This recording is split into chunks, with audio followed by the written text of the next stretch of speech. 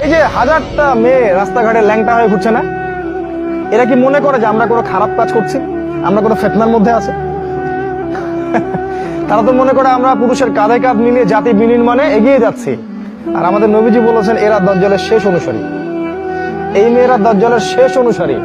ও বের হওয়ার সময় চলে আসছে কাছাকাছি। তিনি বলেছেন এক শ্রেণীর মেয়ে বের হবে শেষ জামানায়, যাদেরকে মুমিন পুরুষরা ঘরে রাখতে পারবে না। ঘরের বাঁধন ছিন্ন করে তারা বের হয়ে চলে যাবে। কারা এরা দেখছেন না? এখন ঘরে রাখতে পারবেন না আপনি, যতই বলেন যতই বুঝান, ব্রেন ওয়াশড বের হয়ে যাবে ওরা বাড়ি থেকে।